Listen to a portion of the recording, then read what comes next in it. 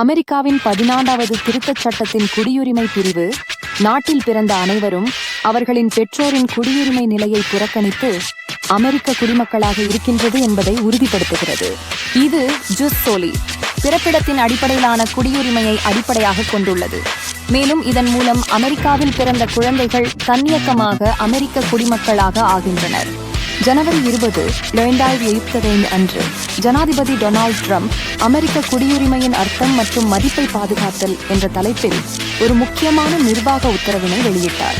இதன் மூலம் பெற்றோர் இருவரும் அமெரிக்க குடிமக்கள் அல்லது சட்டப்பூர்வ நிரந்தர குடிமக்கள் அல்லாத நிலையில் அமெரிக்காவில் பிறந்த குழந்தைகளுக்கு தன்னியக்க குடியுரிமை வழங்கப்படாது என்று அறிவிக்கப்பட்டது. இந்த உத்தி அமலுக்கு வருமானால் குறிப்பாக சட்டவிரோத குடியேறிகளின் குழந்தைகள் பலர் தன்னியக்கமாக குடியுரிமையை பெற முடியாமல் போகக்கூடும். இதனால் அவர்கள் கல்வி, வேலைவாய்ப்பு, சுகாதாரம் உள்ளிட்ட அடிப்படை உரிமைகள் பெறுவதில் பிரச்சனைகளை எதிர்கொள்ள டெவ்ரான். இதற்கு முன்னேற்று ஜனவரி 21, 2025 அன்று 22 மாநிலங்களின் சட்டமா அதிபர்கள் கூட்டாக வாதிட வந்தனர். அவர்கள் இந்த உத்தியை அமெரிக்காவின் அரசியலமைப்பை மீறுவது என குறித்தனர். இதனால் அமெரிக்க நீதிமன்றங்களில் பரிமாற்றங்கள் நடைபெற வேண்டும் என்பதற்கான அடிப்படையும் ஏற்பட்டது.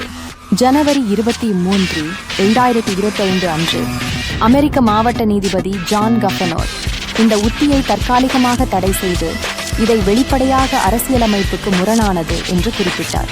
இந்த தீர்வு சட்ட போராட்டங்களும் அமெரிக்க குடிமக்கள் மற்றும் குடியேறிகளின் வாழ்க்கை முறைகளில் ஜனநாயகத்தின் அமைதியும் உரிமைகளின் பாதுகாப்பு என்பதும் இங்கு மையமாக உள்ளது.